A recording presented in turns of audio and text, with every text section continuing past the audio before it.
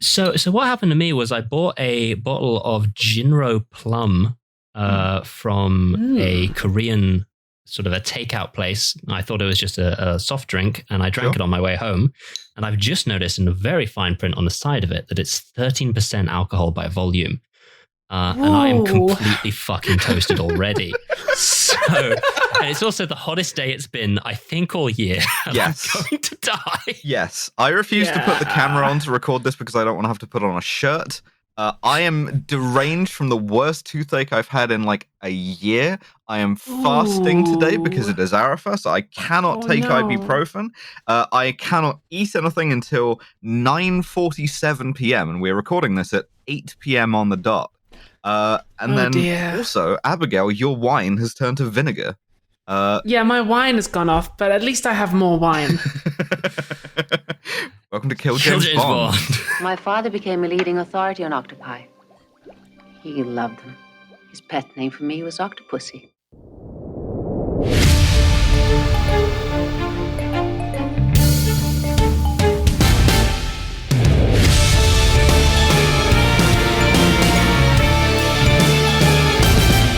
First of all, I demand right of reply. What the fuck? What? To be fair, it is not the weirdest father-daughter relationship we've had in one of these films. That still goes to the crime guy from the Lazenby movie who wanted his daughter to come. My daughter, yeah. That's right. It's so bad when one of you starts laughing during the theme song because it sets me off as well. I was trying to hold it, man, but that's such a fucking good line. That comes out of nowhere as well. That's like, she's been referred to as Octopussy several times throughout the movie, and she's like, yes, and my I got dad drops called of me it. all of these I'm like, times. What are you saying? Welcome to Kill James Bond. It's me, Alice Caldwell Kelly. Joining me, Abigail Thorne and Devon. We watched Octopussy. The name of this movie is Octopussy. I am nudging my date of when Octopussy comes on the screen and saying, "That's Octopussy." A woman. A woman. Due to the curse that has been placed upon my family, a woman. Rather than spending the train journey home from my wonderful vacation with my absolutely gorgeous girlfriend, watching the beautiful rolling hills and gentle streams of a spotless West Country landscape, the most beautiful part in the English Isles, arguably the most gorgeous day it's been in some time, I was forced instead to watch the cursed movie Octopussy. And I have some thoughts, so let's go. Let's fucking Meaning go. 8-sided pussy. Yes. Getting that Octopussy. 7 vaginas. Getting that surgery to get the Octopussy. It's just when Neil Cicerega Ariel needs legs. I'm gonna 7 vaginas. I'm gonna start the recap. The film that we watched. All right. Anyway, if the waiting list for a pussy is 26 years, which in this country it is, or at least in the bit that I've been referred to, then the waiting list for an octopussy is 208 years, listeners. Okay, first of all, you heard of Cuba? You heard of Fidel Castro? It's been a bit in the news lately on account of how, like, literally dozens of people have been protesting against communist rule in Cuba. Let's take this moment to just state Kill James Bond's unrelenting support of the Cuban People's Revolution. Yes. Hasta la Victoria Siempre. We stand Hasta la Victoria Siempre. With like Fidel and Raul and their memory. And the people of Cuba against various people who are on Twitter and named like Elodie von Schacht, and who are like, actually, I think it was very bad because they took my father's slaves away from me, and also Fidel Castro, who's doing an ableism. We stand against the forces of reaction and TikTok people like this. Fidel Castro dick riders are going around right now gaslighting Cubans. We stand against the foreign Fidel Castro dick riders who are going around gaslighting Cubans. That's right. Do you know, if you gaslight even one Cuban, we're done with you. Yeah. But we're in Cuba. Technically this is like not Cuba, but there's like, we're in South America, Central America, or the Caribbean. And everybody's like, there's a lot of military guys wearing green fatigues, and one of them has a beard and a cigar. and they're sort of like... Yeah, we're in technically not Cuba. For legal purposes, we are not in Cuba. Yes. Now, James Bond rocks up to Cuba in a Range Rover. A flat cap. We don't talk about the fit, but first, he's driving like a bronze Range Rover with a horse box being towed behind it. And he's wearing, at this point, a tweed suit, a tweed flat cap, and a tactical, detachable lemon turtleneck. Incredible. Yeah. The first thing we see... My man looks so English. Yeah, the first thing we see James Bond do in this movie is take off his detachable turtleneck. Which is just like a bib, because it's a disguise. And he reverses his jacket and dresses as a Cuban general. Yeah. He meets his contact from, I guess, Station Cuba. Who is Station C Cuba? Yeah, as opposed to Station C China, Station C Canada, whatever. Station Q for Cuba. Yes. We flagged it up 2 movies ago, but I cannot stress enough. My man looking old as fuck. My man looking real old. Yeah. The adrenochrome they gave him for last time has obviously worn off, and he's not looking good. Yeah. So she like helps him into his disguise, and she gives him his ID pass, which is a not Cuban general called Miguel Toro. And she applies a fake mustache to him. Because you couldn't just looks good, honestly. have the ID card that you made, not have him be wearing a mustache. Well, no, because the real General Toro has a mustache. Okay. Yeah. But still, though, the vibe is very much like... As we see. Listen, 007, what do you know about Hispanic people?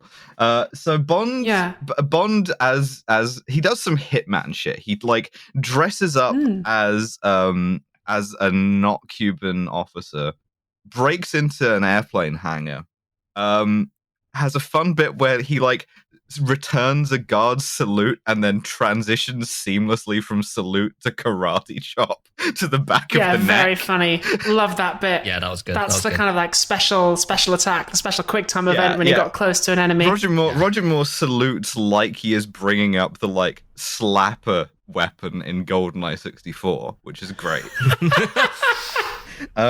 Classic.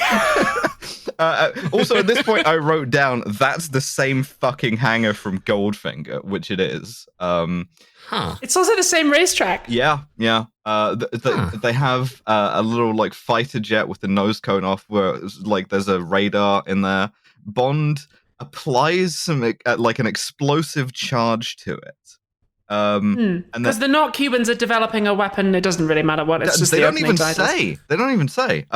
They're not Cubans. They're doing something nefarious. You know, they're dick riding Castro and they're gaslighting Cubans is what they're doing. That's exactly right. They're about to install the new Gaslight Gatekeep Girl Boss radar. Yeah. So Bond plants a bomb, but then is immediately captured by the real General Toro. Who is quite a good double, actually. I assume that must have just been Roger Moore's stunt double, because he looks like Roger Moore, but in much better shape and younger. Yeah, he immediately gets captured. They put him on a truck and like take him out of the base. Bond sort of comes to on a truck with 2 other guys, and I wrote, 007, you're finally awake. I caught you trying to cross the border. You ran into that Imperial ambush, same as us. Just like that Gasano over there.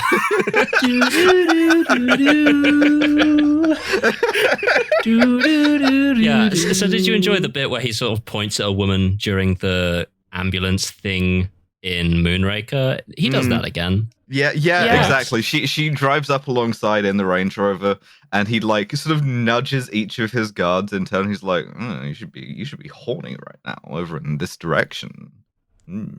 She's showing some leg, and she does indeed show some leg. And when they're distracted, he like all of it activates both of their. He like pulls the ripcords on the parachutes they're both wearing, and they are inexplicably ejected from the truck. Yeah.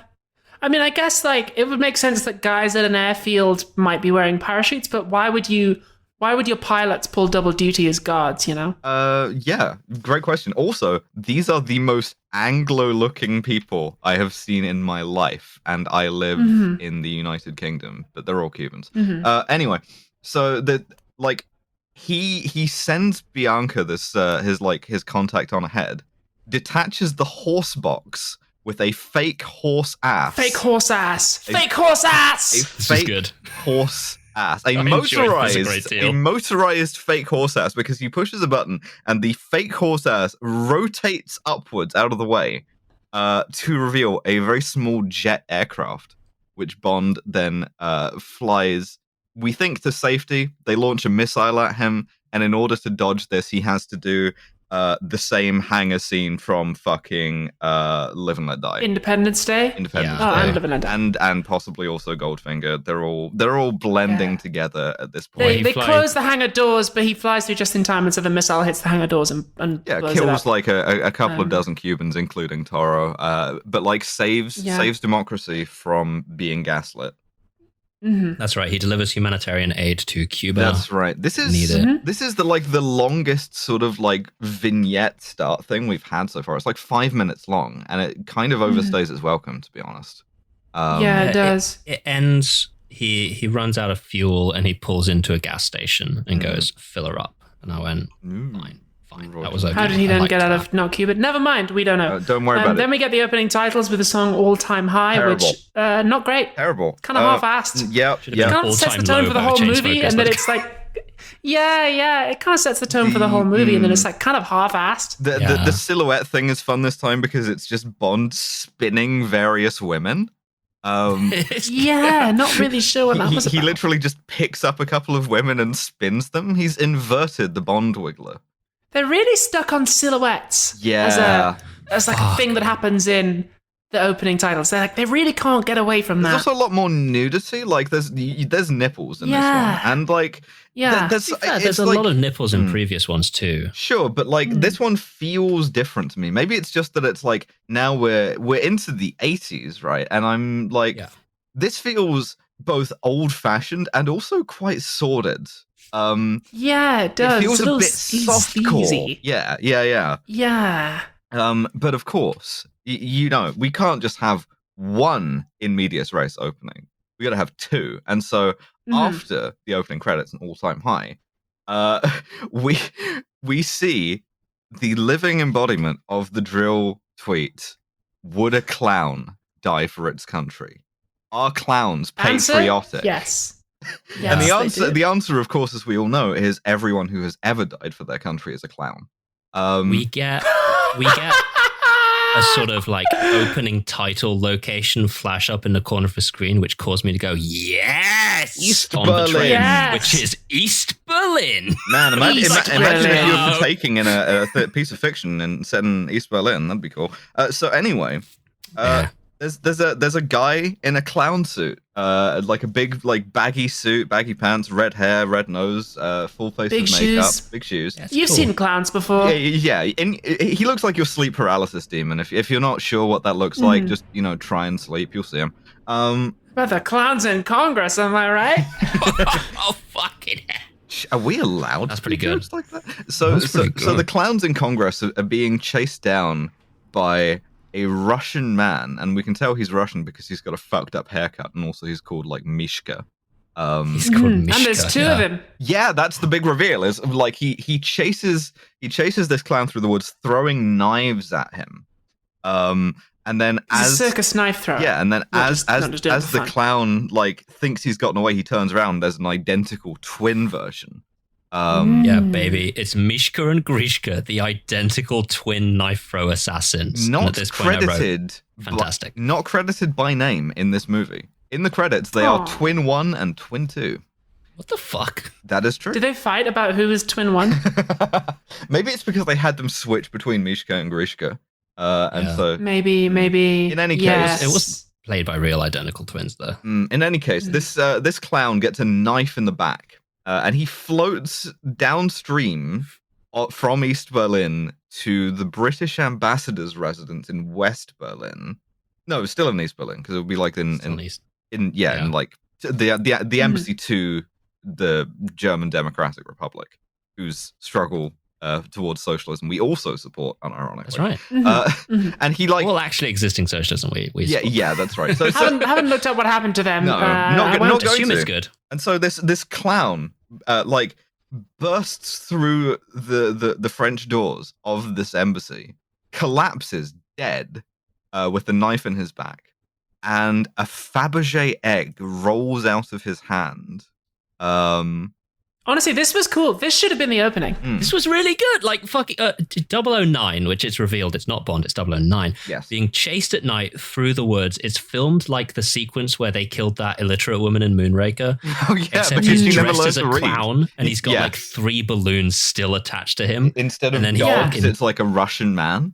crashes through a British ambassador's door, delivers a single Fabergé egg, then dies. Fucking Kino is what that is. Yeah, great opening Scorsese to a would film. jack off if he saw this. Now, of course, we now have to cut to London. Looks like shit, by the way, as ever. Yeah. But Moneypenny's looking even older than Bond is. Poor dear. But as they're flirting, I think it works for her. It does. It does. I think she looks Lois good. Maxwell looked good all her life. I will firmly fight gilf. anyone Yeah. about this. But because she's getting like too old for Bond to flirt with, what they experiment with doing is introducing a newer, younger, sexier Moneypenny. And her name... What's that newer, younger, sexy Moneypenny called? And this is Miss Penelope Smallbone, my new assistant. Once bitten, twice shy, baby. They weren't going to get fucked over by Lois becoming too old to act again, like what happened to Bernard Lee. So they're like, let's just put in a second, smaller Moneypenny, just in case. Miss Penelope Smallbone. Miss So Penelope called Smallbone. because after years of estradiol valerate hormone replacement therapy, the size of her penis has like decreased quite markedly. In fact, Actually, Penelope Smallbone was a real woman. I think she's named after a model who was in one of the earlier films. nothing about England is real. So Yeah, I think it's a real name. But Bond, Pretty sure like Milo dated Penelope Smallbone at some stage. It's firmly probable. so Penelope Gooddome kind of like flirts with Bond a little bit, but like No, that was Moonraker. That was Holly Goodhead. excuse me, Holly. but like Roger Moore mostly flirts with Moneypenny, like original Gilf Yeah. Moneypenny, and it's still actually kind kinda of sweet. sweet. It's kind of sweet. They're like an Yeah. old married couple. Yeah, they kind of acknowledge that they've both kind of gotten a little bit older. Yeah. Also, they don't have the weird. So something we didn't comment on in For Your Eyes Only was that the Bond Moneypenny scenes kind of had a weird energy that we couldn't explain, and only in retrospect did we realize that it was because that film was made just after Bernard Lee died. Yeah. During. While While he was he in the was hospital. dying. During. Yeah. Yeah. Yeah, so those scenes have this like weird energy of like he's not here, but we have to like pretend that it's fine. Moneypenny has a line about M being on leave, and it seems like a bit of time has now passed, and we've kind of like been accustomed to the fact that M is being played by someone else, and like M is now 2 guys. Yeah. for some reason. It's still the same 2 guys from from For Your Eyes Only, but like in this case, it's kind of like that one of them has now occupied the role of M.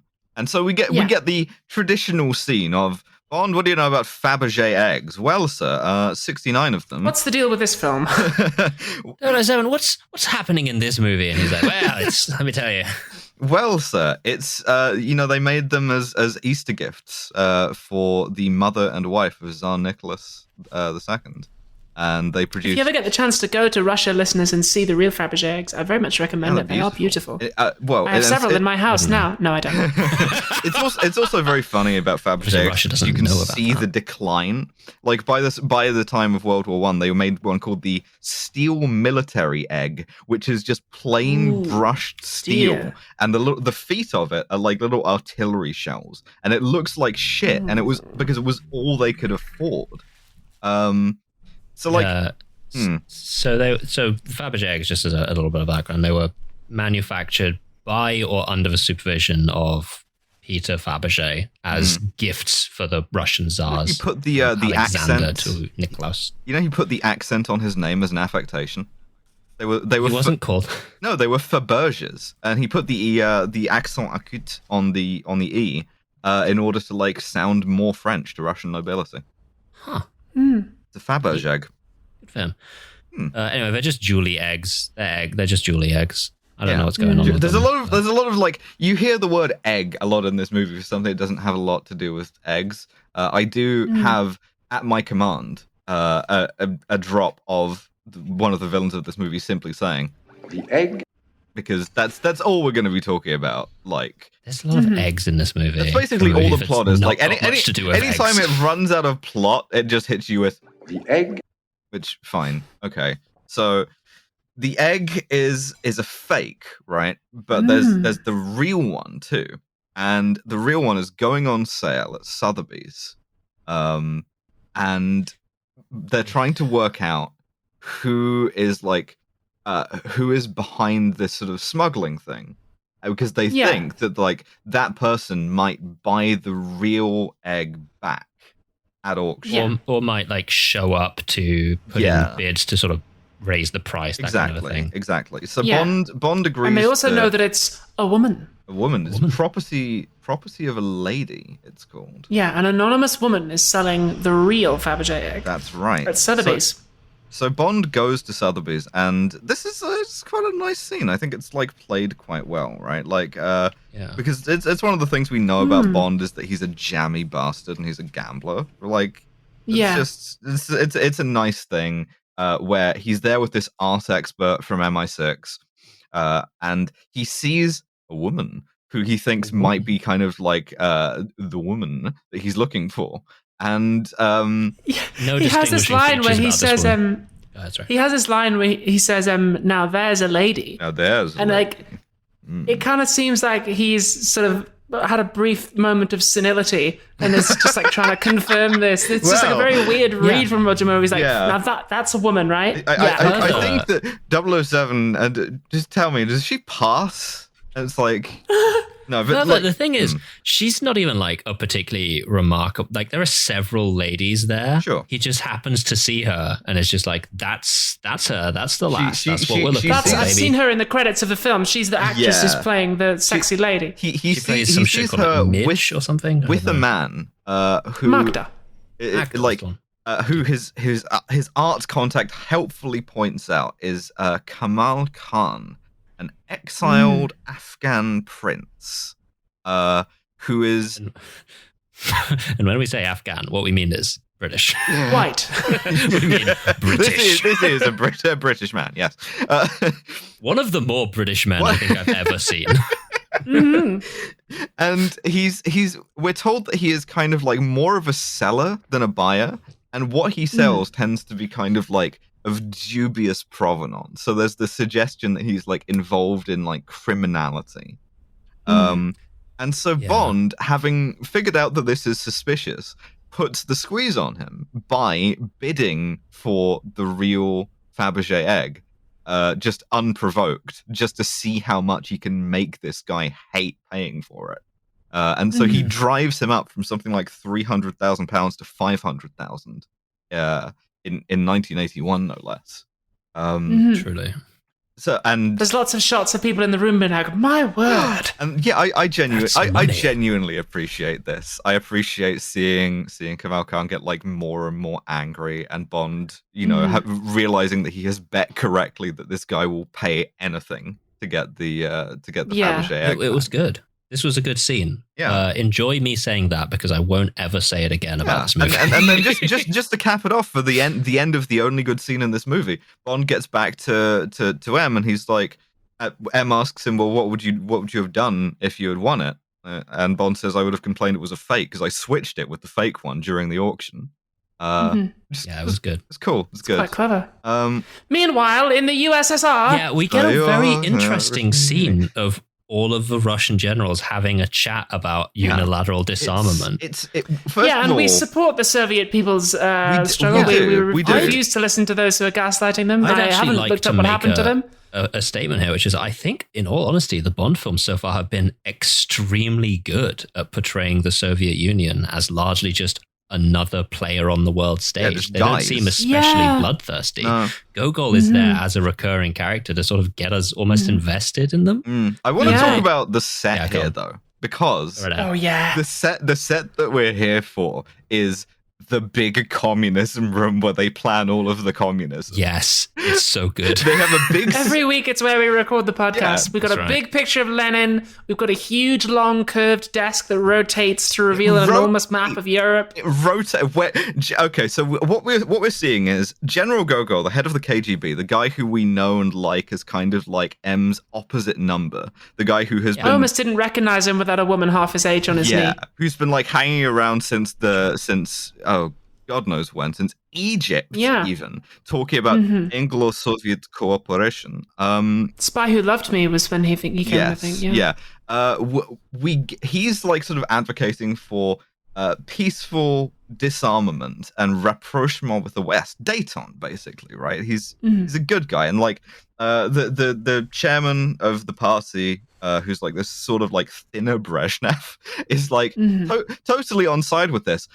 Let's, however, open the floor to Crazy Eyes General Orlov. Let's let this guy do a fucking Disney ass villain speech. A guy called General Orlov. General Orlov, who is like, just attack. Yeah. Why don't we just attack? Yeah. We've got more guys. He's like a sort of like intense bald guy.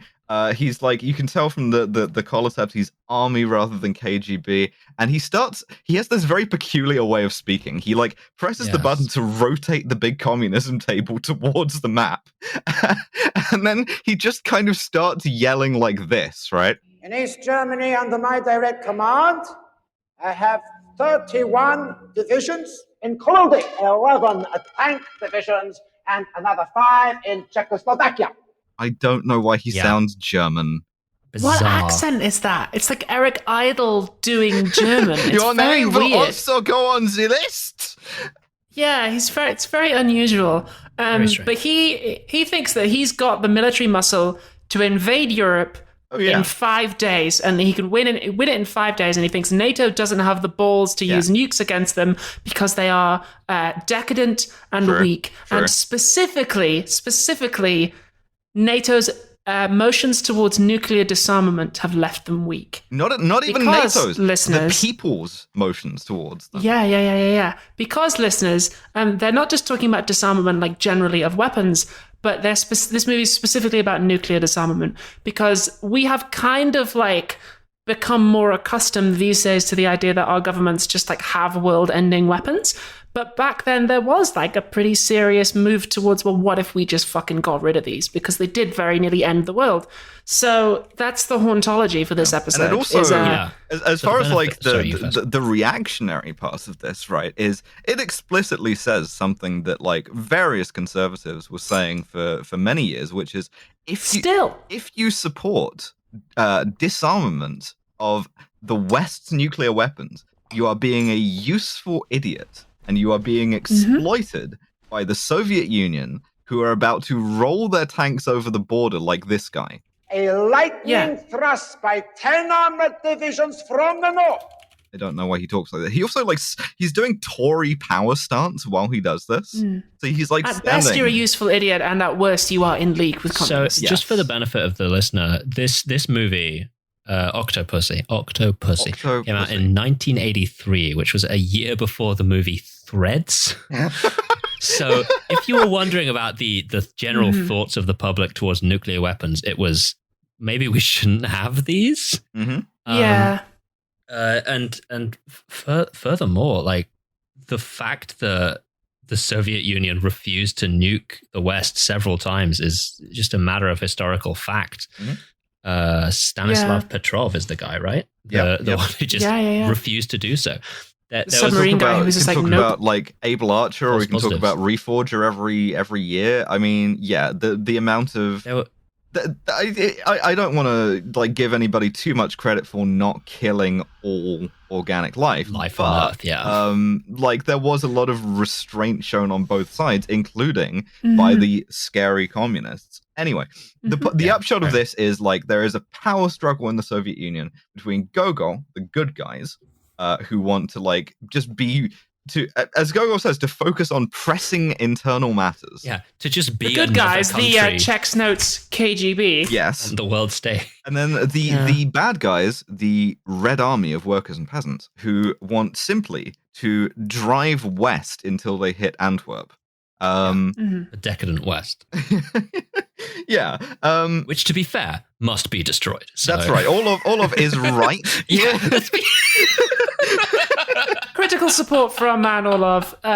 We don't support his means, but obviously his goals. Mm-hmm. Truly. Shout out to you if you're listening to this podcast not wearing headphones. You are brave, and we salute you almost as much as we salute the Soviet Union. That's right. So we see Orlov also do some surreptitious criminality shit. He goes to the Kremlin Art Repository, which is where they keep it's where they repose all of the art from the Kremlin. It's a big warehouse, and he just kind of like, one of the two twins is there, and also an art nerd is there. And so he kind of like bullies this nerd for a bit.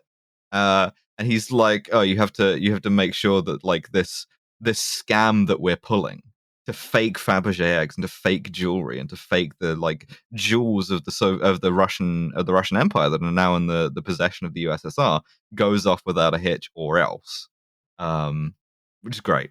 So Bond, we've run out of former Crown holdings to inoculate with International Nonce of Mystery 007. We've run out of all those Caribbean islands. So where really is there left for us to send this weird man? Bond, it's time for you to go to next location. What do you know about India? What do you know? What do you know about diving this movie off a cliff? What do you know about the movie becoming fucking unwatchable for the entire rest of the runtime? Bond, what do you know about being racist?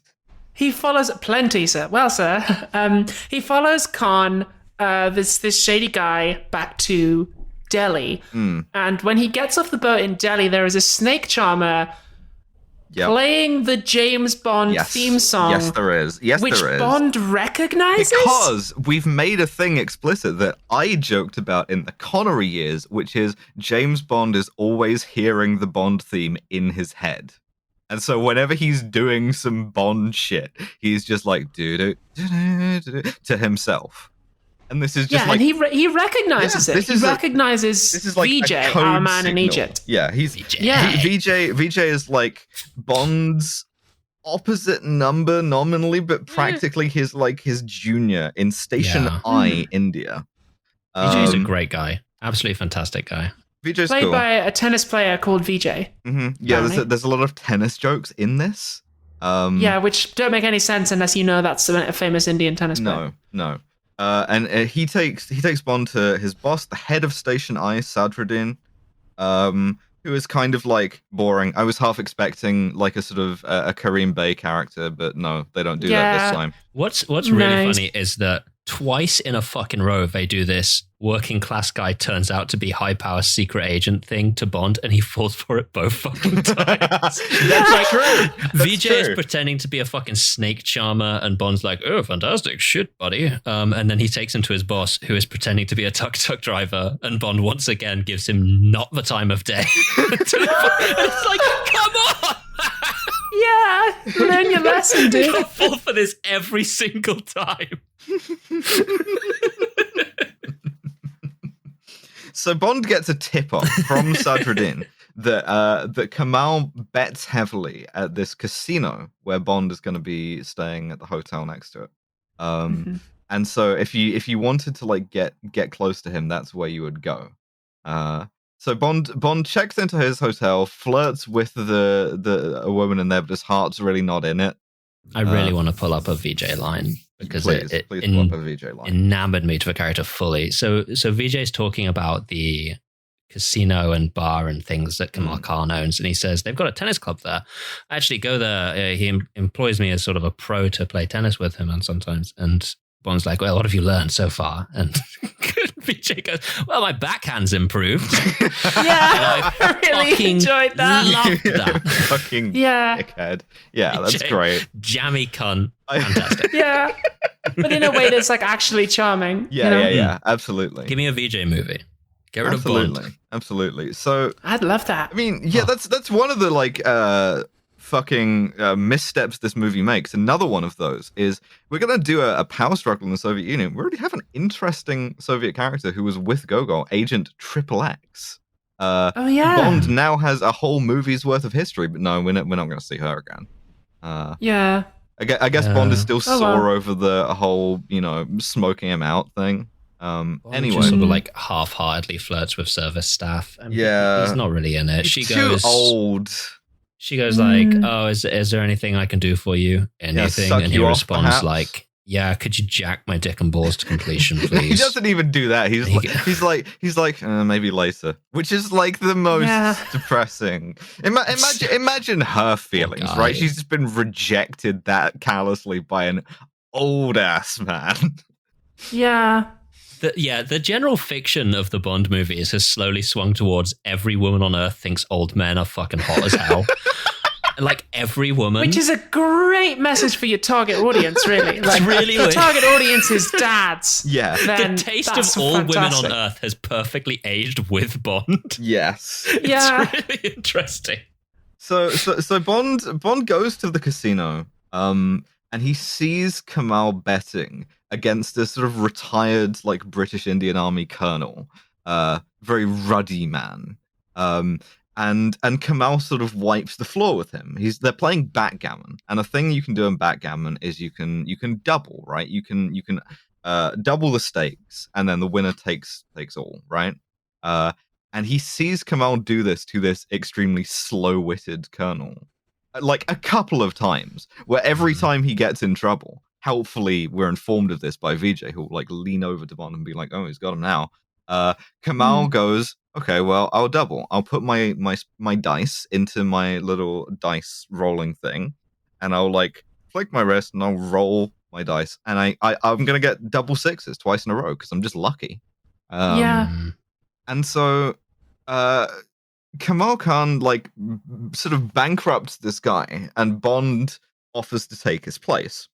And Bond doubles again and outwits him by essentially going, "Oh, do you mind if I use your loaded dice there, fella?" Well, first Bond bets with the Fabergé egg. Yes. He whips it out of Because presumably by this point, Kamal has discovered that the egg he bought is a fake and will want to know where the real one is. And Bond puts the real one on the table and is like, "How about we play for this?" For my security, yes.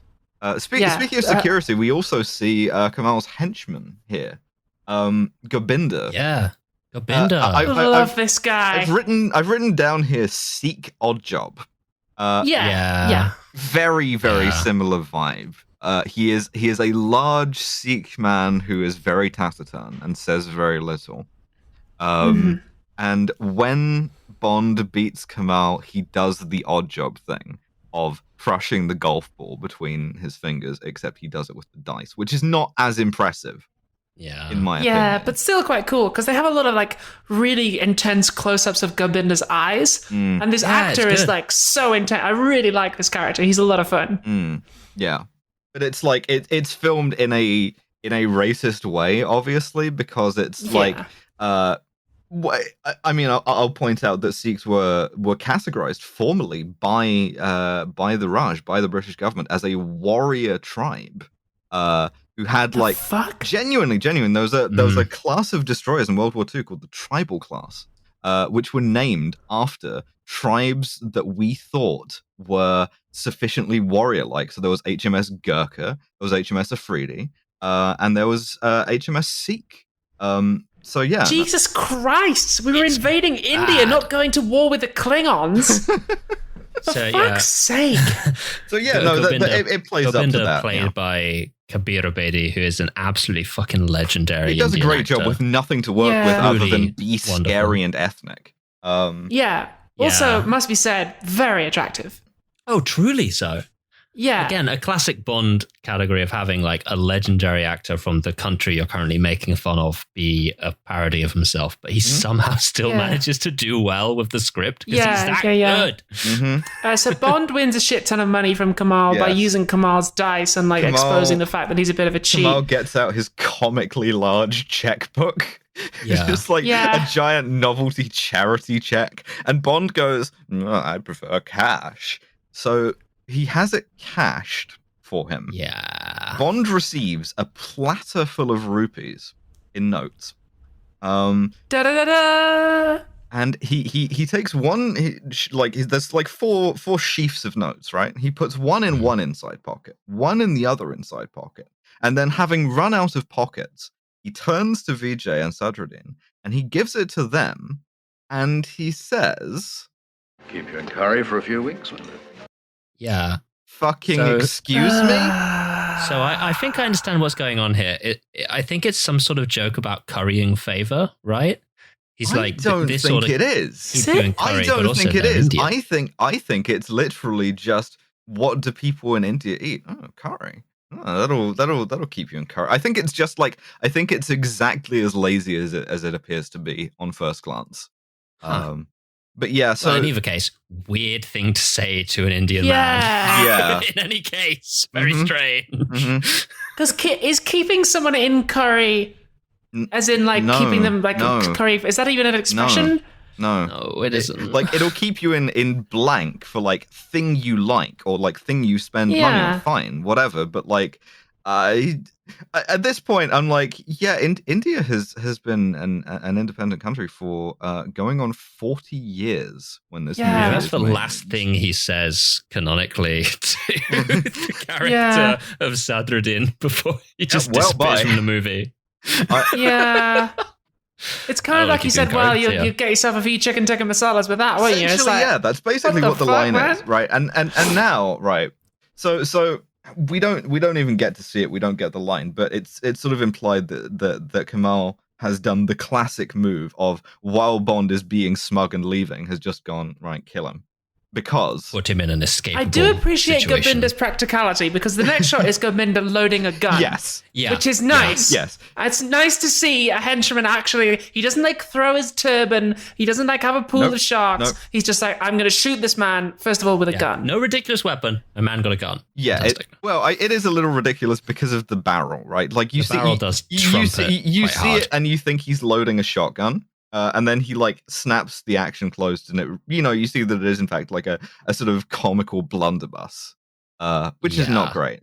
Now we're here going to get into what I'm going to call stuff we're pretty sure they have in India montage 1 of 2. Yeah, we have a chase scene in Tuk-tuks, which at first I thought that'll be fun. I love the Vijay PS2 game Stuntman. Vijay has a really fun line where he's like, this is a company car, and reveals that it's actually souped as fuck. And like, there's a wheelie in the tuk-tuk. I think that was fun. Frankly, my basic comment here is Vijay fucking rules in this entire sequence. Everything else I could take or leave. Yes. But like, Bond is facing backwards and Vijay is facing forwards as he drives. So Bond is quipping, but he's like quipping to nobody. He's just like quipping to himself and the audience. We are so far away from that lovely moment in For Your Eyes Only where he turns to her and says, like, love a drive in the country, and she laughs, like, it's just kind of like a bit lackluster. Yeah. Vijay and is my notes laughing. here also say, where is Sheriff J.W. Pepper? Right? This is just the kind of ethnic we didn't miss location. him in J.W. this movie. Pepper. Yeah. I feel like he would have loved this. Well, the problem with Sheriff J.W. Pepper is, of course, he was killed, executed by firing squad by the Thai. He was. Thai police. The Thai police did kill Sheriff J.W. Pepper. Because ACAB accept those guys. The last time we Lethal see injection. him was being arrested by the Thai police. So yeah, we are forced to conclude fully dead that he has been killed. So Bond like gets to have a sort of montage of like fighting and being chased through various street entertainers. He runs over hot coals. He throws a guy onto a bed of nails that a guy was lying on. Which bend very obviously because they're made of rubber. Prompting the guy that was lying on it to say some shit like, hey, that's my bed. Yeah. Which is like, he like pulls a sword out of a sword swallower's throat and fights a guy with that sword. My notes here say lackluster. It's just a bit like, it's a bit shit, to be honest. I have analogized it to jumping the shark here, because at one point they literally do jump a camel. They ramp the tuk-tuk over a camel. It's just, I don't even remember that. It's genuinely just a sequence of things that like they sat around a table and were like, all right, what happens in India? Staring really hard at an Indian flag for 4 or 5 hours as I attempt to make this scene work. And Vijay beats a guy up with a fucking tennis racket. Tennis racket. There's Which again is only funny if you know he's a tennis player. Yeah. It's bad. All right, so they escape, and then we get to a classic of the genre, albeit brackets racist.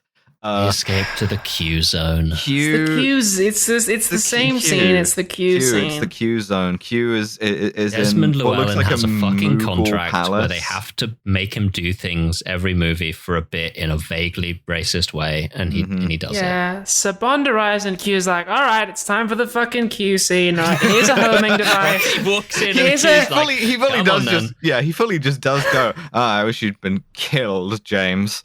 Which is great.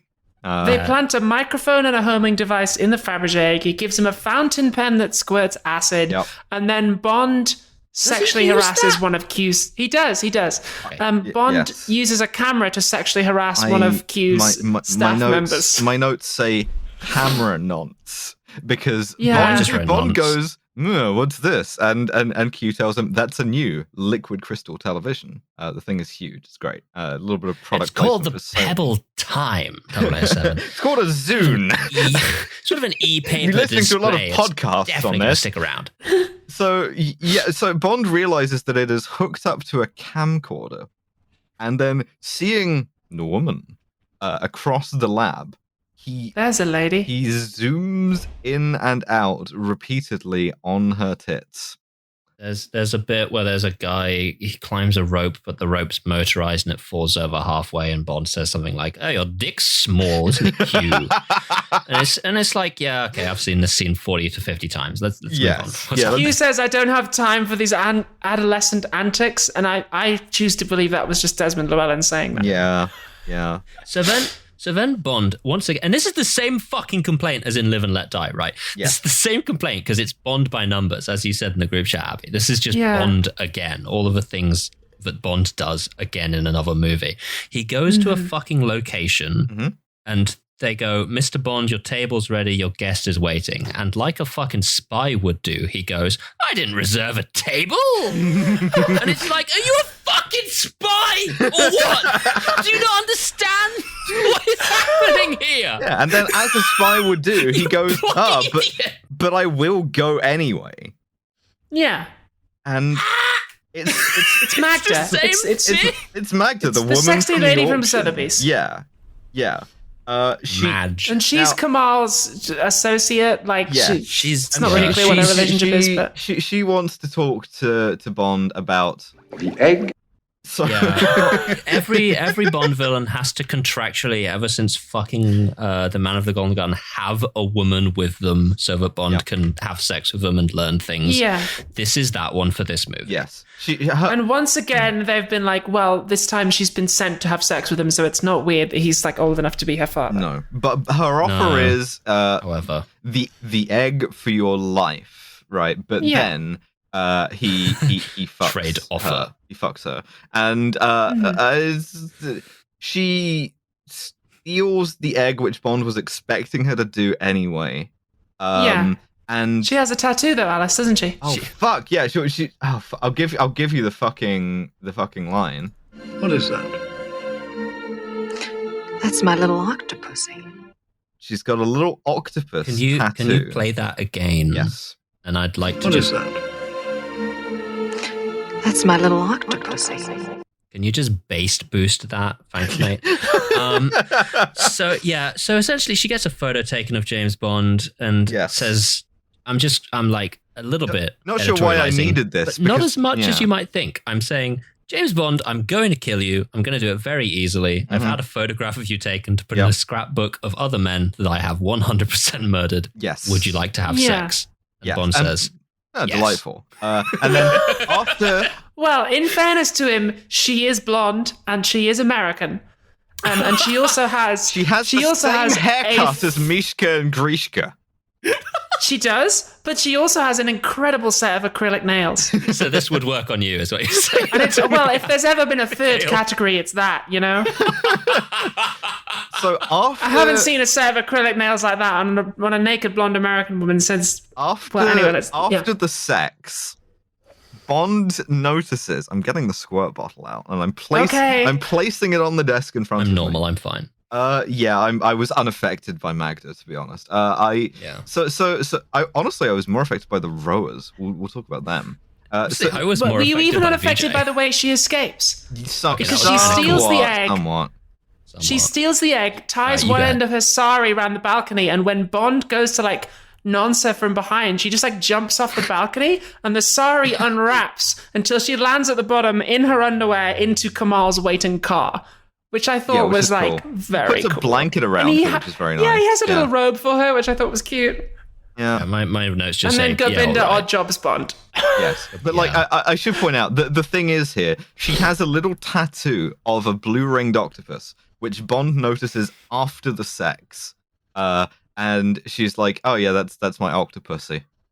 It's like the world's most fairground ass dry transfer tattoo. Yeah, so good. So he gets odd jobs because Gobinda comes up behind him and hits him. Right. Yeah. And hopefully Gobinda knew how to pull punches better than Harold Sagat did. I hope he didn't. I hope he was objectively worse. So they put him on a boat, right, which is manned, or in this case, womaned by a lot of very strongly armed, female rowers, which I appreciated a lot. They're there for like 2 seconds on screen, but while the arms are moving, I'm just thinking, yeah. And the chant is in, out, in, out. Put a note of that in your notebooks. Now we cut to Kamal, and Kamal is doing a fun thing. He's talking to Octopussy, but Octopussy is getting the Blofeld treatment. And I think it's good. It's good. It's fun to do the Blofeld thing with a woman, right? She's not. It is. Her face isn't shown. We only hear her voice. Her voice is quite husky. We see her feeding her pet octopus. Well, we see her feeding a rubber doll. Yeah, it's a blue-ringed octopus. It's about 4 times larger than a blue-ringed octopus would ever be. Ever. And it looks like shit. And Kamal is like, okay, well, we found this guy who we're pretty certain had the fake egg. And we're going to torture him for information. And she's like, oh, that's cool. What's his name? James Bond. And when she hears the name James Bond, she hesitates. And she's like, right, bring him to me. And Kamal tells her, no, Bond is dangerous. But she insists, and Kamal has a sort of Nonce line in itself where he says, a no from you is very unlikely to turn into a yes. So I'll just go and do that. Kind of like that line. The full line is, a no from you is very unlikely to turn into a yes. I shall assume this meeting is over, but you are making a mistake, which I quite liked. Mm-hmm. Yeah. Now, because he's not like lording it over her. No, she's clearly in charge, if not his equal. Like, yeah. It's cool. So the scene, the actual name of this scene in the scene list that I use for this on IMDb is entitled Bond Awakens in His Fancy Holding Cell. Bond Awakens in a strange place. Yeah. Kamal and Magda take him to dinner and they're like, egg, something about the egg. Bond, what do you know about ethnic food? It's gross. Oh, God. Yeah, you ever seen fucking Indiana Jones? It's the same joke. It's, hey, Indian food's gross, isn't it? They bring out a sheep head. Have you ever seen a boiled sheep's head? Would you like to eat it? And it looks nice, actually. It looks fine. Yeah, give it a go. Fine. So like, Kamal threatens him, right? And what he threatens him with, I'm so mad at this movie for not delivering, right? Sodium pentothal. A bit crude. Very unreliable. We prefer curare with an effective psychedelic compound. Guaranteed results. You're telling me that you could have dosed up Bond with LSD and you didn't do that? That would have been so good. And being like, 007, what do you know about MK Ultra? Yeah, Sesh Gremlin Q. Now, 007, what you're going to want to do is take half of these. It comes up very slowly, but once it hits you, it'll be on you like a ton of bricks. 007, you're going to want to smoke this about 45 minutes before you want to really get into the groove. 007, this is a secret device we've been working on. It's activated by the code word, these edibles ain't shit. Now, 007, this is a Noz canister. Now, it's going to get you extremely high for 0.4 of a second, and also you might die. I'm going to put it inside this balloon. It seems like an ordinary piece of blotter paper, but... 007, this is MDMA, and it's just really good. 007, 007, have I ever told you that I love you? I need someone to tell me, 007, that I could leave right now if I wanted to. Now, for God's sake, 007, you don't want to get these confused. This is sativa. It's more of a body high. Now, this is indica. It's more of a head high 007. It's a different strain, I promise. 007, come on, come back, come on. It's different, I swear to God. It's Simply take half a hit of that booty shit, 007. 007, this is a mid. You are going to have to sign a chit if you want anything harder than a mid. That's government property, 007. Bring it back one piece. Now, it looks like an ordinary grinder, but if you open up this compartment, you will see a substance that we call keef. This may look like an ordinary woodland mushroom, but let me fucking tell you. Ground up, it will send you to the fucking moon. Never heard of psilocybin, 007. So there's... What the fuck happened? Oh, yeah. So he's got a safari suit. No, I've got to do this.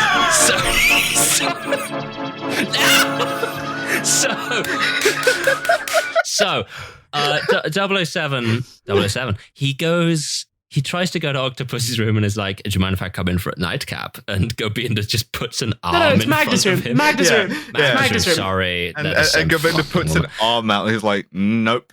And then when he gets back to his own room, he says to Gobinda, you don't want to come in for a nightcap either, do you? Which is fucking wrong. James Bond has been a gay flirt since way before Casino Royale. James Bond, gay icon. It would have been awesome if Gobinda had been like, yeah, all right, and like called him on it. Fucking let's go. Yeah, and then it cuts to them waking up together after a beautiful evening of lovemaking. But no. It's fantastic. Yeah. Instead, Bond uses his acid fountain pen to get out of his fancy prison cell. Sorry, I'm really and then still he sneaks downstairs.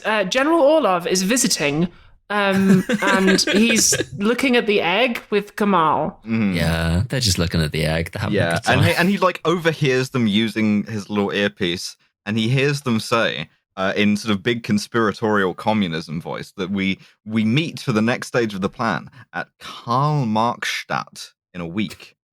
Real place, now named Chemnitz. But like, worst in name. Eastern Germany. Worst name, Karl-Marx-Stadt. Worst name. Also, he's wearing a safari suit here. I fucking hate those safari suits so much. I hate them with all my heart.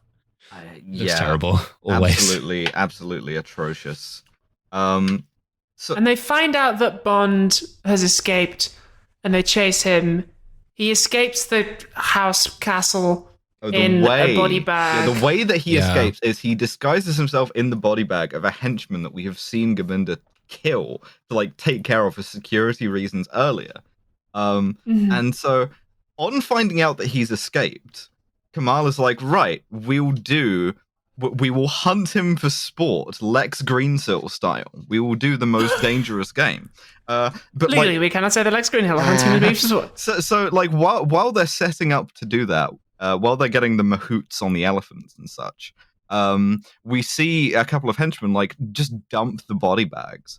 And as they're about to dump the one that Bond has in it, for the second time since impersonating Kendo Man, James Bond uses the tactic of make a really fucking weird noise to scare people.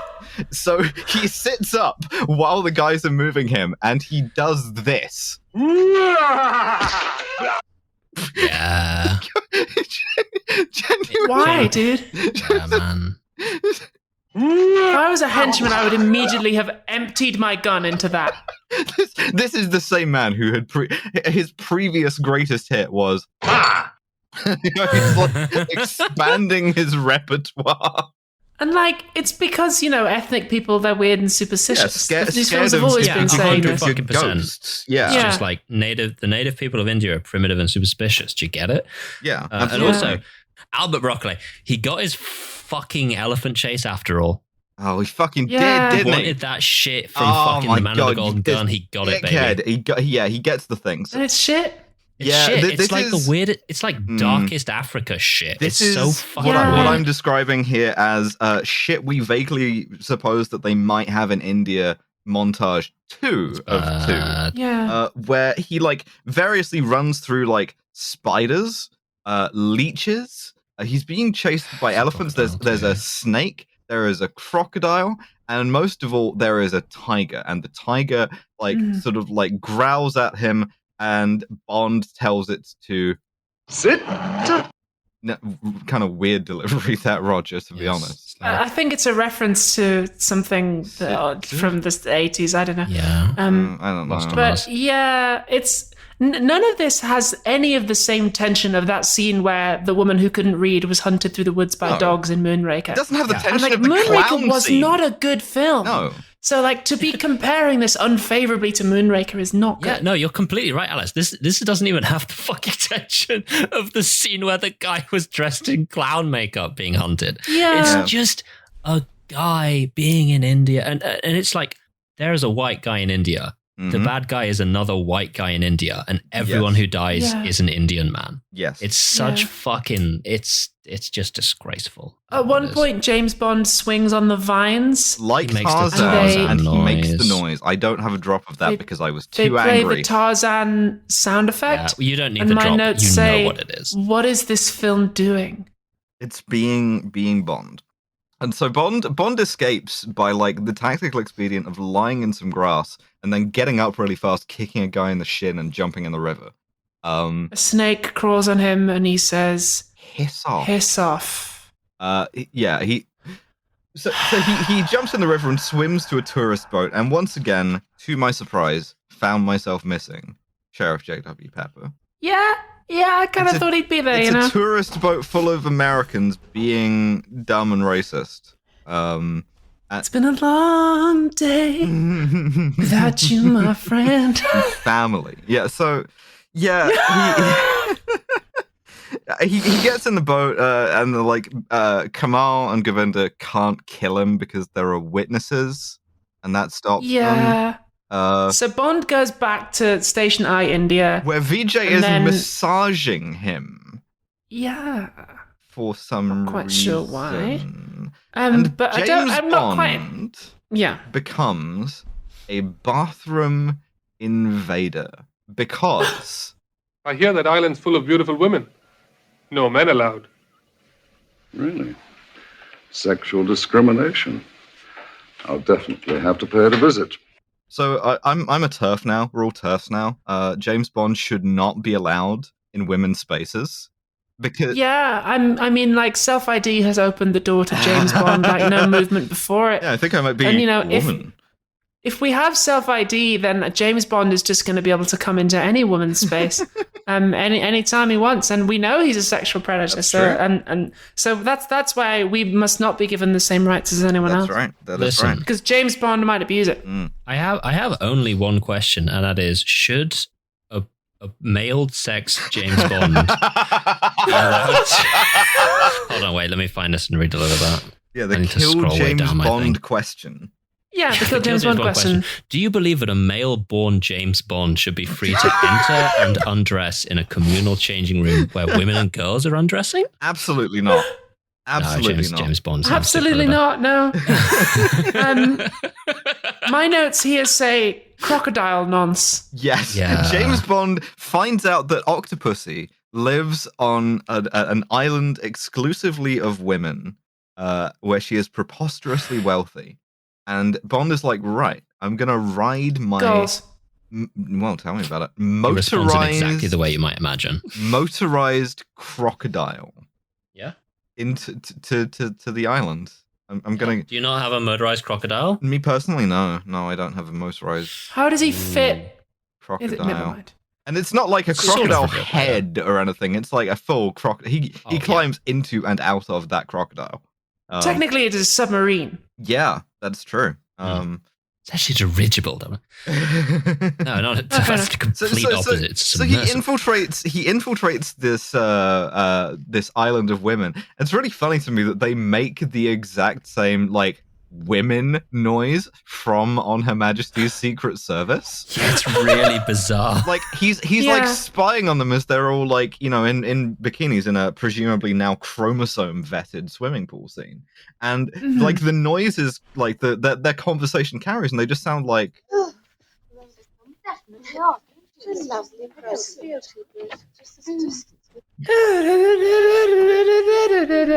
women.wav. So me and the girls all the time. Often. I'm always going. So he sneaks in. He meets Octopussy. Octopussy, and we find out what her deal is. It's a fucking weird deal. Did either of you realize who this was? No. Who was this? Oh my god, Octopussy is played by Maud Adams. Yeah. Who was Miss Anders in The Man with the Golden Gun. Oh, shit. Oh, fuck. It's the same actress, Scaramanga's girlfriend. She's back. And I saw her and I was like, oh my fucking God, what a twist. Like, she somehow survived being shot by Scaramanga. Like, she's back. Like, what an amazing thing. Like, is she going to be the villain now because Bond, like, fucked her and then dumped her and, like, got her killed and left her? But no, she's just playing a different character. She's playing a different woman. Because that would have been good, you see, and we can't have that. No. So her deal is so Bond. I'd clock that jawline anywhere. Bond once did a mission in Sri Lanka where he traced a former British colonial officer who had stolen a bunch of gold from I think the Japanese during the war. Yeah. And he had just gone missing with it. He had just taken this gold and run. Bond had found out about this 20 years later, had tracked him down, and then in a sort of gentlemanly way had offered him the alternative of, rather than bringing him in, an honorable death by service revolver, essentially. Well, it's not even specifically textually that. He just says he gave him 24 hours to get his affairs in order, during which time he used that to commit an honorable suicide. And Octopussy goes Webley. That was based, actually, and now we're friends. Yes. Thank you for saving my father from disgrace by allowing Thank you for pushing my father to kill himself. Commit suicides. Yeah, you're By the responsible way, for my he father's really death. liked Thank octopuses. Give us the line again. I don't want to. Give us the My line father again. became a leading authority on octopi. He loved them. His pet name for me was Octopussy. Now, yeah. I want to before we get into the obvious thing here, I want to point out the octopus thing, not foreshadowed. We know two things about her dad. One thing, he stole a large amount of gold. Second thing, apparently big into octopus. Yeah, loves them. Loves it. Loves an octopus, baby. Loves some takoyaki. And fuck, right? I feel like, well, anyway. So yeah, but also his pet name for his daughter, his child, his human Octopussy. child, the child that he is a father of, is Octopussy. It's So Octopussy's defense for herself is essentially, I've literally not done a crime. Yes. Which is a bold strategy, considering at least one man is dead. Yeah, her deal is almost literally to go, is smuggling a crime? Well, then arrest me for the crime of smuggling goods illegally across borders. Oh, I'm smuggling diamonds, am I? Well, arrest me then if that's a crime. Which I can only say, base boosted. Yes, it is. This is the second but in fairness, person. it's not really Bond's department. This is the second it completely movie where a guy tries this with Bond and it works, because in For Your Eyes Only, the guy is like, I smuggle shit all the time. Not heroin though, so you can't touch me. Also, I'm cool. Mm-hmm. Also, he doesn't address the white slavery thing. In that No, movie, he really which I'm doesn't. really head up on. also, Bond is like, where'd you get all these women? And she's And why are they wearing incredibly skin-tight red jumpsuits so I can literally see the camel toe? Right up there, showing some screenshots from this scene to my surgeon. Dire fit. Yeah, as henchman outfits go. Yeah, so where does she source these fucking henchmen from, you see, Alice?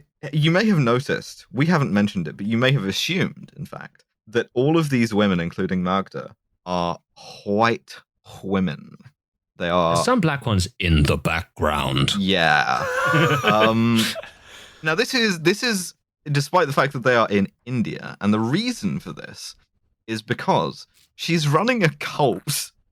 She just says this. I revived the old octopus cult, and now there's a bunch of like women who like show up wanting a guru and like spiritual discipline. I wrote down horny here, and it's like okay, but you realize that's a cult, right? You are you're David Koreshing these women, like. Yeah, all these women would be in Central America having like spiritual journeys in the 21st century. Yeah. But in 1980, whatever they are. They go to an ashram, yeah. So this is like topical for the 1960s. Yeah, so Kamal works out that Bond has escaped to Octopussy's island, and he immediately sets about betraying her. By hiring, sometimes you just need 3 men. So I'd like to fucking first 2 points. First of all, he gives them a absolutely perfect professional grade A4 glossy headshot of their target. Second, I'd like to submit for the fucking approval of a Midnight Society the single least effective weapon I've ever fucking seen.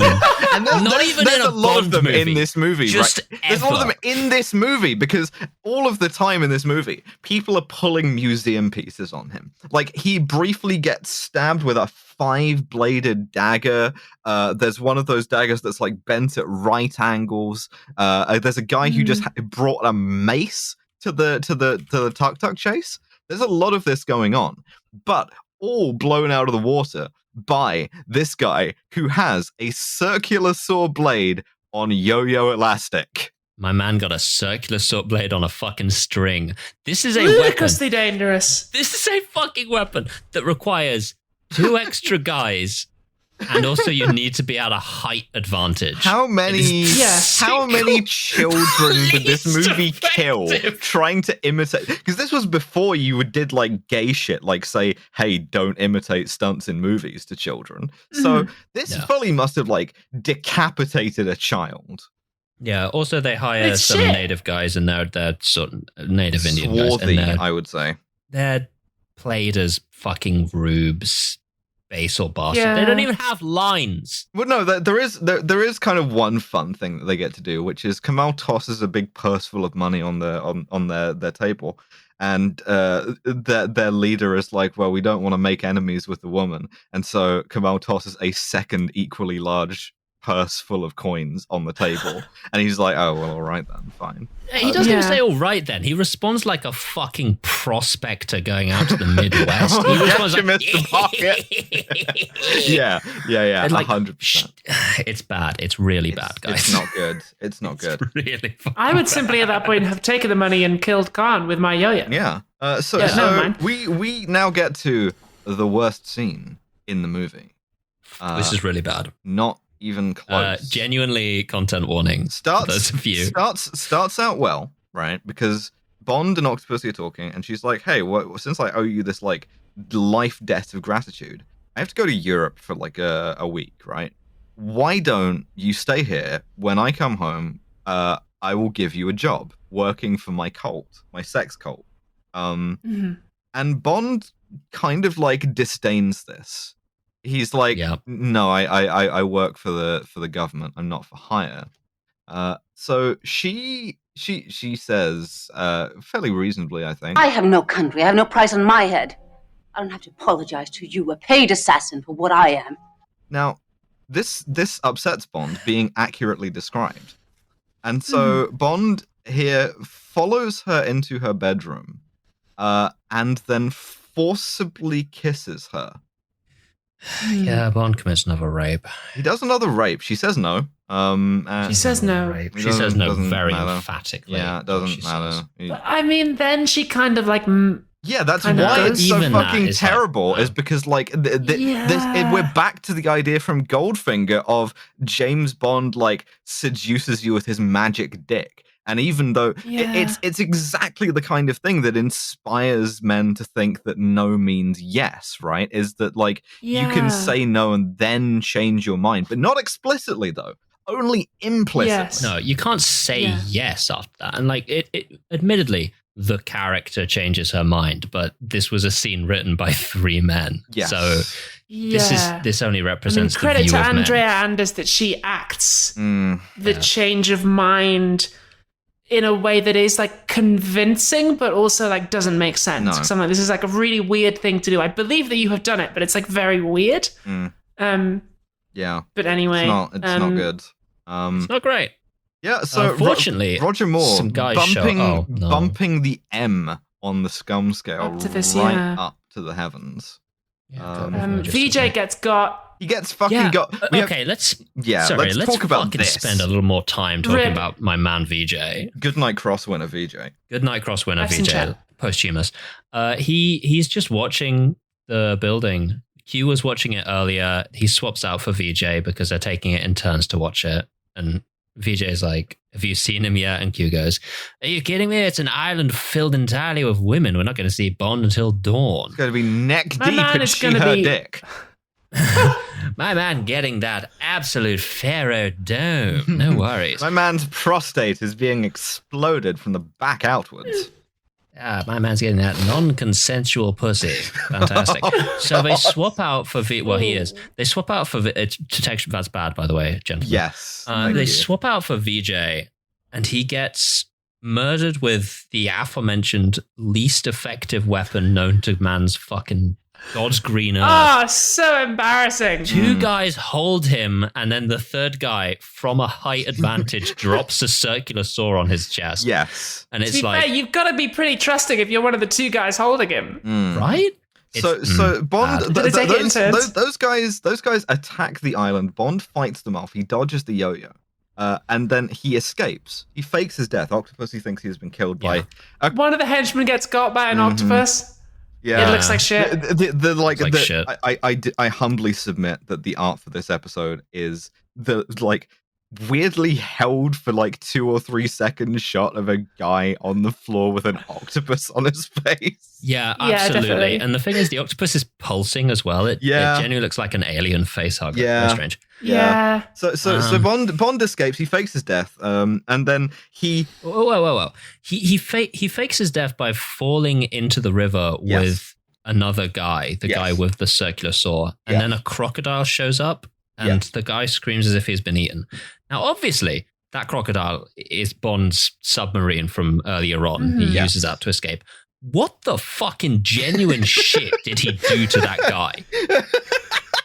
Legitimately, what happened? He has a fountain pen full of acid. What do you think happened? He already used that. I read it as a crocodile ate the henchman, and then like a real one, and then Bond coincidentally got into his crocodile submarine. A crocodile and escaped under crocodile disguise. I think you've got to use the law of conservation of crocodiles here. That's got to be the same. Fucking crocodile Occam's disguise. razor on a yo-yo. Yeah, if you know how James Bond killed this man, please answers on a postcard. Please, his family have been written. We're his family's only opportunity to find out what happened. So Vijay has been killed. Go to killjamesbond.com/contact and let us know what happened to that guy. Yeah. And then I have in my notes this beautiful phrase I was so pleased to be able to write: sadly gets out of motorized crocodile. Because Bond rocks up on the motorized crocodile to the opposite bank, where he sees Vijay's dead-ass corpse and Q standing over him, and he like morosely extracts himself from his motorized crocodile. It's really weird. Very solemnly leaves a fucking Walks motorized out of a crocodile's crocodile. head. And what Q says is, he was alive when I found him. Ooh. I didn't try and do anything for him because. Let's take a second here to examine how the fuck would he be alive? Because they dropped a circular saw on my man. Yeah. And the only reason that I can find is a fucking script writing solve one is because they left him alive and long enough for him to say to Q, it was Khan's men. And the only reason I can think of this is because the scriptwriters realized they had forgotten for there to be any way for Bond to know who hired those guys. Yes. Except, like, I guess, basic pattern recognition. Yeah, like being able to look at a guy who's been cut in half 10 minutes after you've seen a guy with a circular saw. The other thing is, he walks over to a corpse and he picks up, it's kind of obscured, obviously, but he lifts like a hat off his head, which is how he finds out that he's dead. So you can only imagine this man has had his head bifurcated by a circular saw. He was alive when I found him. Horrifying, 007. Oh, I read that as he was wounded and bled out, and Q like put a hat over his face out of respect. It's real body horror shit, 007. But my other question would be like, why would they have left him alive? Yeah, why would those guys have left been, him alive? Barely alive. It's grim. Does the guy like charge by the yo-yo? Like, I think it's a script writing solve and nothing more. Anyway, posthumous goodnight cross to that guy. That's right. Yeah. So Bond is like, I have to go to the next location, Germany. Yeah, Karl-Marxstadt. Yeah, I have to go through Berlin, and then go to Karl-Marxstadt, where Octopussy is operating a traveling circus. A traveling circus. As you do. Kamal is there. General Orlov is there. She does tell him earlier on when she's talking about the sex cult. Yeah, I diversified into business, shipping, circuses. And it is called Octopussy's Circus. Yep. You want to bring the kids to the Octopussy Circus. So he says something like, join me, Mr. Chopper. Now, 007. It's called Octopussy's Circus. You're going to have to go in disguise as a clown. He says, get M to meet me in East Berlin, which is the only way I found out that this guy is supposed to be M. Yeah. Well, so that never happens. He's the same guy, right? It's like, you could imagine it's the guy taking over as M, but he's billed as Admiral Miles Messervy, which is that's the same M. Yeah, same guy. That's no good. They should have just said it was a different guy. Yeah, Judi Dench is also playing a guy called Admiral Sir Miles Messervy. It's not a code name. So Bond weird thing. Bond attends the circus and he sees Mishka and Grishka throwing knives at each other blindfolded. Yeah, I hooted and hollered at this point. The boys are back. I was really excited for Mishka and Grishka. Orlov is there, Kamal is there, and Octopussy is there. And so he follows Kamal and Orlov, and he eavesdrops on them collecting a big like container full of jewels, the various like sort of Russian treasures. And he watches them switch this on the circus train for a nuclear bomb. Yeah. A nuclear bomb. Is he... there is... Courtesy of General Orlov. Yeah, I had two notes at this point, which was still not entirely clear what anyone's plan is yet. Yeah. And the other note is Magda just fully sidelined at this point. Yeah. She's just gone. Yeah. She's been swapped out. The role of woman who is near villain during these scenes has gone to Octopussy. We briefly cut back to Moscow and the art repository because we see that Gogol is like catching up with Orlov. And so he brings an appraiser in and he talks to Orlov's art nerd and he picks out a piece of jewelry and he's like, oh, the Romanov star, beautiful. And then just like shatters it because it's glass. So we get the sense that Gogol is like closing in, which is good. But we see this nuclear bomb being assembled in the base of like a human cannonball's cannon that they're going to. Well, like we understand the plan to be that they're going to roll the train to the next show in West Germany on a U.S. Air Force base, and they're going to detonate that bomb. They're going to set the timer. Bond kills one of the twins, sadly, and takes his clothes. Not sure if he kills Mishka or Grishka. We will never know. I think it's Mishka. It is Mishka, yeah, because Grishka later like sees him from behind and says Mishka, and then realizes it's Bond. But then he takes General Orlov prisoner, and we find out the plan, which is that so the nuclear bomb will apparently, when detonated, give off the same kind of energy signature as an American bomb, and because it has not been launched from an ICBM, when it goes off in the US Air Force Base, everyone will assume that it was an American bomb that went off by accident, which will prompt the public to push for complete disarmament, leaving them vulnerable to invasion. Yes. Yeah. And my notes here say ideology. Yeah, no, it's such a fucking like Western idea of what the Soviet Union were up to. Yeah. Also, the idea that like in order to use nuclear weapons in Europe, the United States needed nuclear weapons based in Europe. It's an intercontinental ballistic missile. But again, we get this ideology idea that nuclear weapons work to deter other nukes, but also that nuclear weapons work to deter military invasion. This is just kind of left unquestioned. Bond realizes with some horror that this plan will like probably work. Which is very strange. And what is by and large an accurate assessment of NATO forces in Germany, both from Orlov and Bond. Because Orlov is like, we have like a 10-1 numerical advantage. If they don't nuke us, we'll crush them. Which is true. That's like more or less accurate.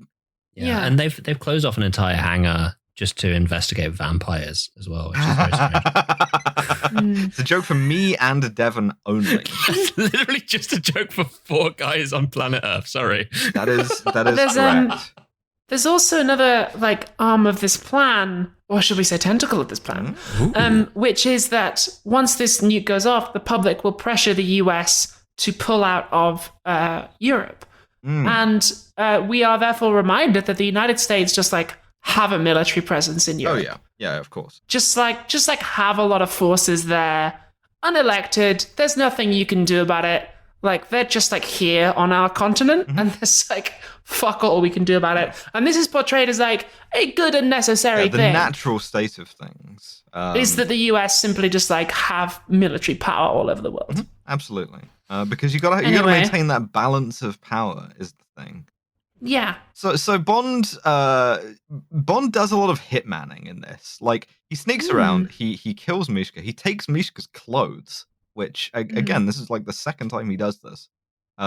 He confronts Orlov and he gets this explanation about the plan. And he's like, oh shit, that might work. I guess I have to kill you. But he gets like walked in on by one of Orlov's guards.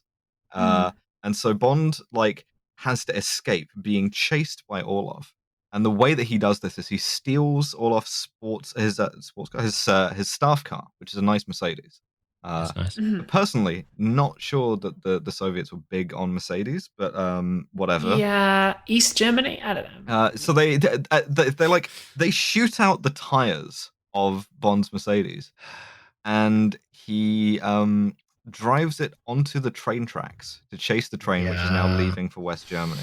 Fortunately, it's the perfect gauge to just slot onto the train tracks, and he drives. Low sparks, but it's fine. It's cool. He turns it into a high rail. And a car doesn't have anywhere near the weight to make that a possible. Sorry. Well, I mean, if you want to get weird about this, I'm going to point out that all the Soviet soldiers shooting at Bond are carrying like Steyr Augs, which is an Austrian bullpup assault rifle, and honestly, incredible look on them. It was good. Looks great. Yeah. Bond. I'm going to point out, like, I take notes for these. I fill up a little notebook, and just just write things in as they strike me. And so my notes here are simply twice in a row and about 15 minutes apart. Yeah, man, sure. Yeah, that's essentially what I wrote as well. Bond. My notes are just he chases them and he gets on the train.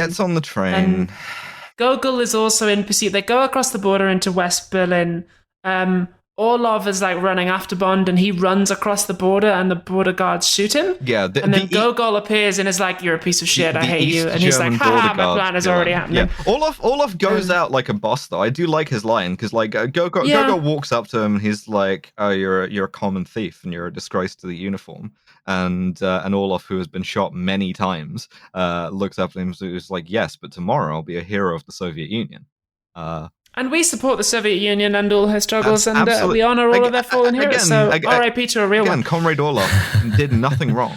Yeah, completely correct. You want to blow up the decadent West? Go for it. It would have worked. It would have worked, probably. Meanwhile, Gobinda and Khan arm the bomb. Yep. My notes say, why are these guys doing this? Like, they're not Russian. Yeah, get a Russian guy to do it. Like we have a thing earlier with a weapons officer who's I've affectionately called Soviet Q, where he's like, right, 007, what you're going to want to do is to arm the bomb and then be at least 20 miles away when it detonates. And if they're doing it for money, then like he's a prince. He doesn't need any more money. Again, we go back to my point of not entirely clear what anyone's plan is. We know what Orlov's plan is, but like, what the fuck is Khan trying to do? What is Octopussy trying to do? He's being paid for it with the jewels. But he's got like so much money. He cheats it back on them. He really likes. He's a prince. He really likes the egg. He likes the egg. And he's willing to he's willing to kill thousands of people in pursuit of the egg. The egg's already been smashed and nearly a sea. But anyway, Bond is hiding inside a gorilla suit. Yeah, that was Gobinda my second. Yeah, man, sure. Was Bond in the gorilla suit? They have a fight on a train. I admire Gobinda's commitment. Do you know how like I have a standing rule in my life. I've had this all my life since birth that like a train fight, and especially a fight on the roof of a train, elevates any movie for me by 2 full letter grades. And this movie, the sole exception. They make a train fight boring. To me, who loves a train fight more than anything. It was good for me because I was on a train at the time, so it was really immersive to me. Oh yeah, fair play. For the like train theater in the round. Yeah. We get a point where Bond holds his own against a guy who can fucking crush dice in his bare hands, primarily because he insists on using a sword throughout the fight. He just finds a tower and he's like, yeah, I'm gonna use this. It's not even his. He finds it on a costume rack. He just picks it up and is like, yeah, this is my weapon for the remainder. Isn't sharp anyway. Yeah, this is my thing. This is my stage blade. And I'm gonna kill you with that as a flex. But Bond falls off the train. He kills the other twin. Yeah, they fall off together. One of them dies. A knife. And then Bond has to hitchhike to the US Air Force Base, and he gets owned by teenagers. Well, he gets owned by teenagers because he's trying to hitchhike. He's knowing he's on the clock. He's got like 15 minutes before the bomb blows up, so he's hitchhiking, running down the road.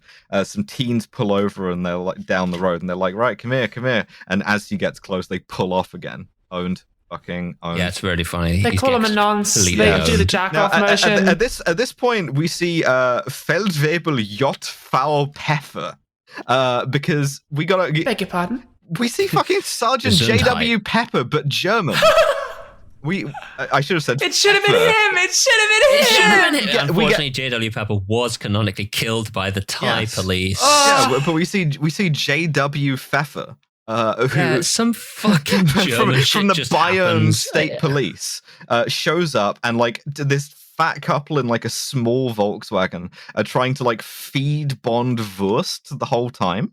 Yeah, they're offering him beer and shit, and he's going like, "No, thank you." And also, I'm pretty sure the fucking lines were written by the scriptwriters, just with their like high school fucking German, because he steals a woman's car, and she says like, "Mein Auto." That's mein Auto. V Gates. Yeah. I'm like, shut the fuck up. I could have written that line. Are you fucking kidding? Yeah, a woman is rude to him and monopolizes the phone box, so he steals her car, and then tries to like race onto a US Air Force base. A thing which is a good way to be shot, I think. But and they do try to shoot him to their credit. That's true. The German police, the Bavarian police drive after him. My notes here simply say where to cop green Polizei motorcycle jacket. It's a good look. Yeah, cool uniforms. Absolutely. Okay, James Bond / contact. If you can source if you that. know where to, it has to be green is the thing. Right into the show. I already have West a German black police one. motorcycle jackets. We do read them. But Bond he gets into the Air Force base. They're all chasing him, so he decides to duck into a trailer and adopt another disguise. Yes, he hitmans it again. And the disguise is he enters clown mode. Yeah, so he becomes the dang Joker. So he is nothing like the clowns you know.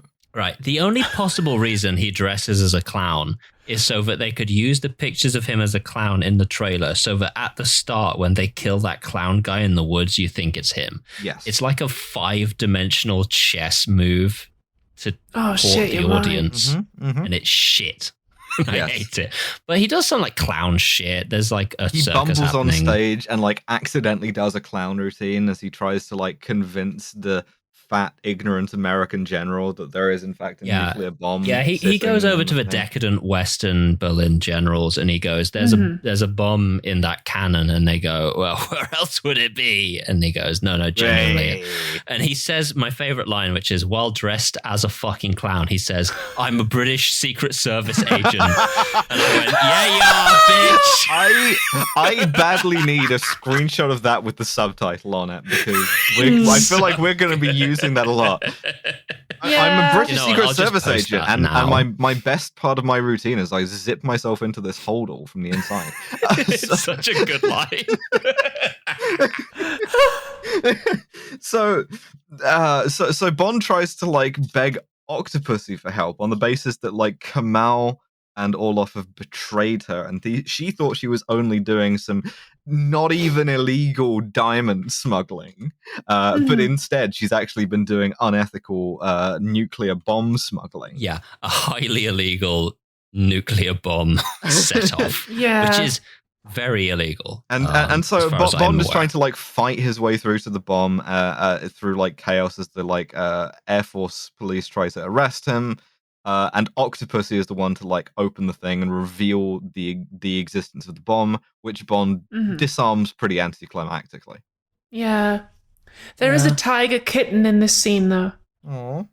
Which is adorable. And you might be asking something along the lines of, what's happening to Magda, the character from earlier? Don't worry, she's holding a tiger kitten. She's just sort of around. She's dressed in a very Alice Bate outfit, it's the top hat and the she's the wearing thing is like I need to see cap. the boots to make it work, but like also there's another Alice Bate outfit earlier, because when Kamal is on the train with Octopussy, and he tells one of Octopussy's henchwomen to like look after her, and that woman is a slim blonde wearing a black pilotka and a grey turtleneck, and I wrote that down in my notes as hello.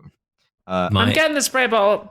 My only notes from here on out just say the rest of the Bond film happens. I don't care. The rest of the Bond film happens. Because they've defused the bomb, the stakes are over, but they have characters that they need to kill. Kamal has escaped, right? Go. And he's not going to do the thing that the henchmen usually do of like trying to ambush Bond while he fucks a lady on the way home. He just tries. Actually, I tell you what though. There is quite a funny moment where Kamal and Gobinda, they make their excuses to the general before the bomb explodes, because they're like, right, we're going to get the fuck out of here. So they say, we'll see you later. And they go, and they get in their car to drive away, and Gobinda starts the car, and it like doesn't start. And then they both like look at each other, and then he tries it again, and it does. And I was like, oh, that's quite cute, actually. There's another one too, another little moment of nervousness, which is where before they leave, Gobinda has been like assigned to guard the bomb. So he's like just standing by the box that it's in, and he checks to make sure that it's locked. And then a little while later, a group of circus performers come past, and he like jumps out. He springs round from around the corner in like a combat stance, and then just goes like, oh. Like he just kind of like checks himself a little bit. It's really good. It's a great bit of physical comedy. There's another moment later on as well where they're both in the car and they're driving away. And this is nipping back in a timeline a lot. And they see Bond driving towards the circus. And Gobinda goes, that's Bond. And Khan just goes like, yeah, he's going to die in a nuke. Who cares? Fucking keep going. Yeah. We're not going back. Yeah. Who cares? Light the fuse and retire to a safe distance. That's Go. right. That's right.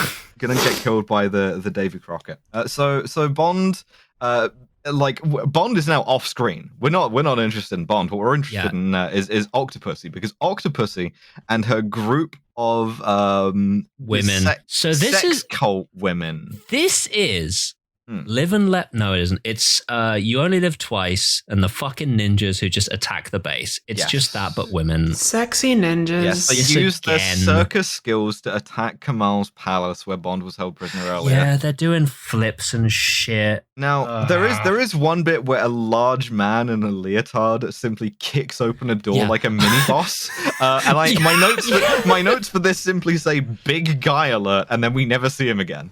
Yeah, I just wrote a second large man has impacted the James Bond movie, and then he just doesn't appear again. He gets a little mini cutscene where he like kicks open a door and he goes like, huh, and then we. He really does get like a fucking boss cutscene where he just he's like my least favorite archetype in video games. The character who like has a heavy machine gun and a bunch of armor you have to shoot off of him. He just like arrives on the scene. Anyway, so like the women in the like incredibly tight jumpsuits and like various like silks are fighting. Also, the movie has remembered that they're like supposed to be from India ? So they're wearing like belly dancer shit half the time. Yeah, there's like a couple of them wearing coins on a headdress with some fucking veils. It's bad. It's really Bond bad. and Q arrive on the scene in a Union flag hot air balloon. Now I have written here once again. You daft old bastard. Wav. Like, I don't even have a nonce joke. It's just bad. Octopussy gets really balloon bad. nonce. Hot air nonce. Octopussy gets kidnapped by Kamal, who escapes. Bond chases them on horseback. Q inadvertently saves some sexy ladies. There's a point before that where Bond is like chasing after them and he has to shoot his way out, and he picks up an AK. And seeing Roger Moore handle an AK gives me the exact same feeling as the moment in the Tintin movie where Tintin pulls out a photorealistic gun. It's just like, I know this is correct to the source material, but it's a very weird combination of vibes. Yeah, it's a very strange thing to see. So Octopussy gets kidnapped because Gobinda just like hits her really hard and then ties her up and like throws her over his shoulder. Yeah, because she's a woman. I mean, goals, but also anyway. So Gobinda and Kamal get on a plane, a little like 2-engine propeller plane, and they're about to make their escape to we do not know where. Bond jumps onto the back of that plane, wearing the outside. Yeah, wearing a parachute under his suit, clearly in every shot, which is great. He looks like Kingpin in the fucking Spider-Man into the multiverse. And also being a different man. Yeah, he does the thing of being a different guy. Can I please describe how Gobinda goes out? My favorite thing that Gobinda ever does in this movie. Yeah, you start, sorry. Okay, so Kamal tries to shake him off and it doesn't work. And Bond's like crawling around on the outside trying to disable the plane. And Kamal he turns to Gobinda and he goes, he's going to kill us all. Get out there and kill him. Yeah. And Gobinda, that for the first time in this movie, hesitates for a second and goes like, out there? You sure?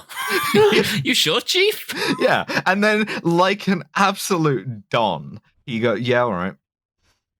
So Gobinda climbs out onto the outside of the fucking plane. Knife and between his teeth. Again, James Bond holds his own against a guy who's been shown to crush dice in his hand, largely because this guy insists on using a bladed weapon that he is entirely untrained to use.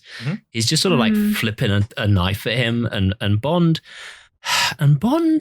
he pulls back the fucking antenna, the little metal antenna on the top of the plane, and flicks it into Gobinda's face, and that knocks him off the plane and he dies. Yep. And I have just written here, what a fucking bitch-made way to go out. Gobinda Kronstein Rosette rescinded. rescinded? No. Do you not think that's going above and beyond the call of duty? Like, No, I don't actually. All right. I'll argue against this when it comes to it, but I think that genuinely is such a fucking loser way to die that it fully removes the constant reset for me. Bond rescues Octopussy from the plane. They dive out of the moving plane just in a way to like survive when Kamal like dives it over the edge of a cliff. Neither of them die. He pulls her up from a cliff, and then they fuck on her boat full of. Kamal crashes. Kamal Khan crashes into a wall for, and I've written this, literally no reason. Yeah, just attack and receive. Plot says time for me to die now. My man just fucking hits a wall and dies, and that's the end of the movie. Yes, you've been really into attack and receive lately. I love attack and receive. So my notes say, well, that was shit. Yeah, that was shit. Yes, so fun. That's how Roger Moore goes out. No, it's not. That's the last one. No, it's not. My final notes are just movie ends inexplicably. It's not the last one. It's not the last one because he did one more, and that is A View to a Kill. Oh, I didn't know that was him. Duran Duran theme, baby. I'm glad this isn't how Roger Moore goes out, and I'm. Based on the principle that Roger Moore's Bond films are like one shit, one good, I'm hoping the last one for him is good. This conforms to the rule, right? Like, terrible. Dross, don't watch he's it. It's having real bad. sex with Octopussy, and they're on the boat, and it calls back. They're rowing it, and the chant is in, out, in, out. Yeah, and it cuts to them having sex. That's right. And that's the movie. That's Octopussy. That's the movie Octopussy. We have a science-based rating system on this podcast. We call it the SCUM system. And SCUM stands for SMARM, cultural insensitivity, unprovoked violence, and misogyny. And we rate these things on a score out of 7 in order to determine empirically which is the worst Bond movie and which is the best or least worst.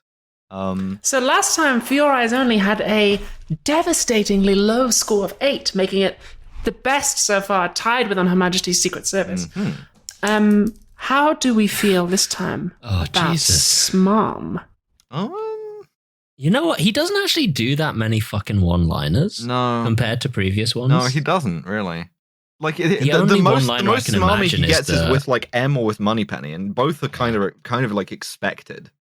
That and this should keep you in curry, and the ones that he says the entire way through we're pretty sure this happens in India sequence 1 and 2. Mm-hmm. Yeah, and also the sexual discrimination I'll have to play to visit. It's in the not drive, good. he's quipping to no one. Like I don't know, I would go like a 4 or 5. I think it's definitely higher than last time. I'd say 4. Oh, I'd comfortably certainly. say 4. 4? Yeah, okay. Easily. We're now into the cum part of the spectrum. Curry for a few weeks. Dare I ask? Cultural insensitivity. The only question genuinely is what did we score Live and Let Die for cultural insensitivity? I think Live and Let Die was a 9. 9. I think this could be again. I think this could be either an 8 or a 9, and I'm willing to go 9. I don't know if it's quite as bad as. I wonder. You know? Mm. We Live can and go Let Die? down to 8, I think, I but think so. you'd have a hard time arguing me any lower than No. than like 2 white guys having a fucking fight in India, and the only people who die are Indians. Yeah, but one of them It's is pretty supposed to be bad. Afghan, which is great. Again, but he's white, okay. so Good point. I can see 8 then. Unprovoked violence. I mean, Rape. There's not a actually rape. that There's a rape high. in there. There's a rape. there is a rape, but again, There I is a think that rape. falls under misogyny. What did we say? Did we say that for Goldfinger? I think we gave it a couple of points for unprovoked violence, for sexual violence. Okay. Other than that, though, is there a whole lot? I generally don't think there's that many. Bond barely kills anyone except for a couple of East German guys that he just perfectly shoots in the head. Yeah. In the head, yeah. He shoots a couple of goons, but they're shooting at him They were- already. they were trying to kill him. I think it's pretty low, honestly, for unprovoked. Pretty low. Apart from whatever he did to that man. Yeah, but whatever the fuck he did to that man, which again answers on a postcard. I have we don't really idea know. what happened. He doesn't take out a clown, he just steals his costume. Yeah. So I guess, I don't know, how do we feel about that? 3? Is that too Well, low? he does kill an entire hangar full of Cubans. You're right, Again, he but does they do launch that. a missile at him, so it's somewhat true. provoked, but it is different He Cubans that karate launched a chops the missile. guy who was saluting him. And also they only launch a missile at him because he's doing espionage shit in their country. Say 4. Sure. Okay. I can see that. Now, misogyny. A woman. Oh boy. Well, what did we rate the one of the last fucking textual rape? The last textual rape was Goldfinger at an 8, which was That seems also low a in corrective retrospect. one. Yeah. Well, it's like one more than full marks. So I think. Yeah, again, do you think we can this give is a this full scale marks? to 7. Yeah. So- Do we think we can give this 7?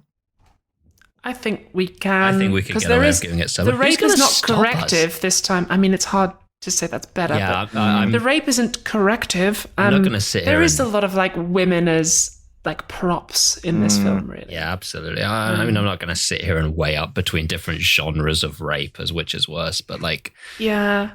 I'm happy to give it 7 if 7 you are. sounds reasonable to me. Sure. Okay, well, that gives us a total score of 8. I'm going to double check this because I've had a bit to drink.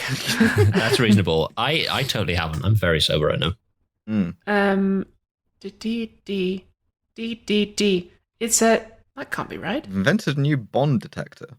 I don't know. It's a 7. score of 23, which is pretty bad. That's like the second worst Moore film, the worst still being Never Not Die. It's even with Goldfinger.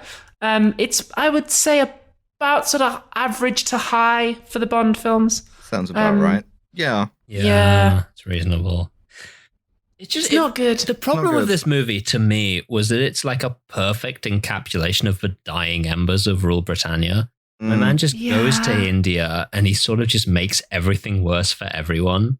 Yeah. And then they're like limply bat at the Soviet Union. It's such a perfect lens through which to examine the 80s from a British perspective. And I think really the film bad. is still for dads, Yeah. but those dads are now meaner And hornier.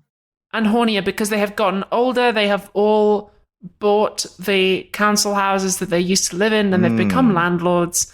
And like, it's just been like a meaner film. We are haunted by Margaret Thatcher. Two market God, departures we is are. they don't go to Italy at any point during this, and also there's no boat chase. And the other thing is, you sort of pointed at it earlier, but we never made it explicit. Q is also beset upon by beautiful women during one of his scenes, and it's such a strange, because you can tell that the target audience of this Bond movies have grown older from the previous ones. They're no longer interested in boats. They're interested in knowing that young women find older men attractive, which is what is repeatedly put in front of us. Is like, people will see Roger Moore, my man, be looking old as fuck. He's got like liver spots and shit. And they're going like, damn, I wonder if he'd dick be hard.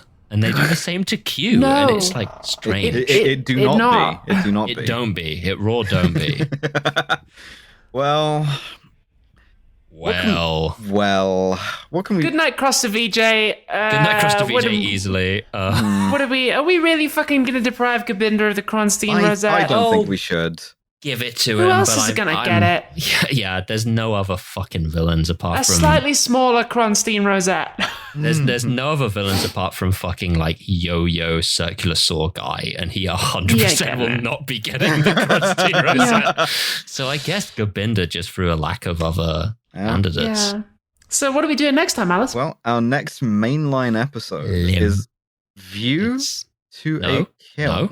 No, I don't No. think it is. Fuck, is it? No. I don't. Don't it's the tell other me one, it's motherfucker. it's never. I It's think it's never time. say never again. It's...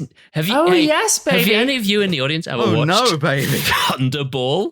What if we did it again, but worse? We're gonna get Milo Edwards back. Because guess who's coming back? Yeah, Milo Guess Edwards. who's coming back for one more bite of the cherry? It's Sean Connery, baby. He did one more. And oh my God. it's Milo Edwards. Due to the curse that we have put upon Milo Edwards, he has to watch this adaptation of Thunderball once more. Yeah, we're back. More underwater photography, more piss rockets, Vargas but an does older not Bond. eat. He does not He does shit. not piss. He does not come. Miss Vargas, he does not come. We're going back. We're going way back, and we're doing Never Say Never Again, baby. No, I'm not That's ready. right, baby. We have to. It's on the contract. We have to talk about every Bond film, and that includes the non-Eon ones, which will include at some point. Eon 1. No, it will. It will have to include Casino Royale at some fucking point. Oh God! It's gonna have to have the Niven Casino Royale. This has been Kill James Bond. I have been Alice Caldwell Kelly. Joining me have been Abigail Thorne and Devon. And the next mainline episode is going to be the hellscape that is Die Another Day. No, it isn't. What the fuck did I say? Die? You got fasting brain. You need to go and eat. It's Never Say Never Again. Never say dying ever again. Daylight, living daylight, fucking never. Just forever. read it out here. Not enough dies tomorrow. Kill another never again. Kill another never die safe. Finger the Octopussy No time with to the golden Spectre gun. Quantum of Goldfinger. It's top secret. Thanks, Nate. Thanks once again for helping us through this. You're the real MVP.